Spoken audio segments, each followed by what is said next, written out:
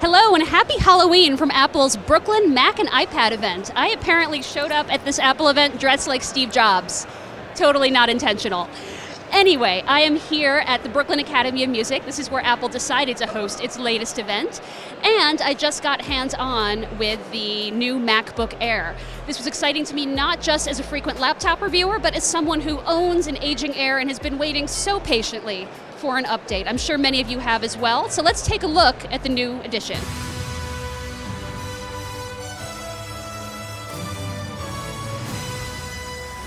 Okay, so here we are with the long overdue, newly refreshed MacBook Air, and as you can see, it's sort of a mashup between the existing 12-inch MacBook and the more recent MacBook Pros. By that I mean it has this smooth aluminum finish, in this case available in 3 colors. As you can see, we chose the funkiest of the new colors for you just because it feels more notable than the classic silver.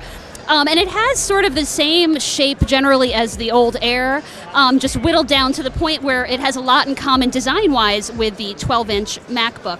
But on the other hand, it has some things in common with the higher-end Pro line too, including that Touch ID sensor you see right there in the upper right corner.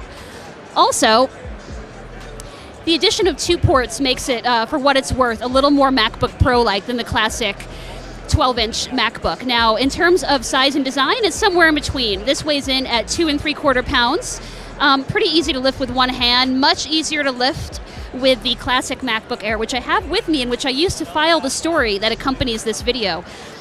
Similar to both the MacBook Pro and the 12-inch Mac, it has this flat, what Apple calls butterfly keyboard design. Now, this is the 3rd generation of that keyboard design, which means it has more in common with the MacBook Pro typing experience than the 12-inch MacBook, which has the 2nd-gen keyboard technology. Either way, I feel a little wistful about this. I really love the classic MacBook Air keyboard. It was pillowy, it was easy to type on, there was a lot of key travel. These are just flatter keys, so you will learn to use them. I can't promise that you will learn to love them. The touchpad is much easier to love, I will say though. It is big, it is smooth, it tracks really well, so I think you're going to enjoy using that. Moving on, I'm going to focus on what really makes this an obviously different machine from the MacBook Air, which is the Retina display on board. As you can see, the classic, really classic thick bezels have been whittled away to basically nothing. These really thin, perfunctory bezels here. So it's a gorgeous screen. The screen angles are decent. This is, mind you, an LCD display, and the glossy finish, as you can see, mean that you will have some screen glare depending on your circumstances. We are in a room that has some really harsh overhead lighting, so that's just where we are right now. There's almost 50% more colors in this machine. It's not the same pro-grade color gamut that you'll find in some of Apple's newer machines. This is the sRGB color gamut. But that will be enough for most people. The difference is still noticeable. This is a pretty vibrant display here.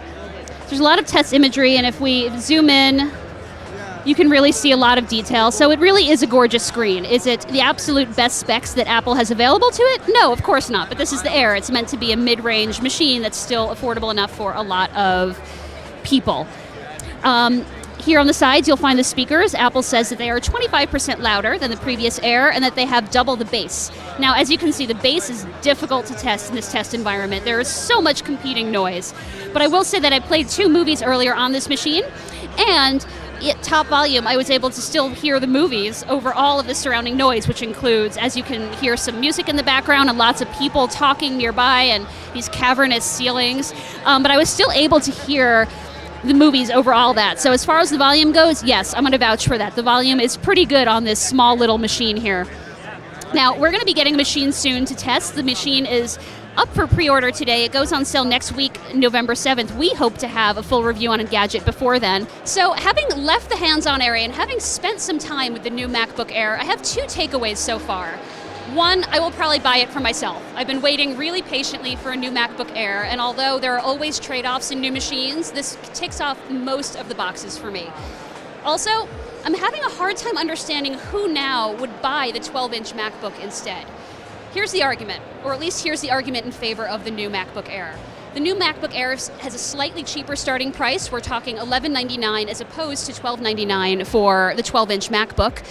The new MacBook Air has a more powerful processor inside. It starts with a full-fledged Core i5 processor, an 8th gen Core i5 processor, as opposed to a lower power M-series Intel processor.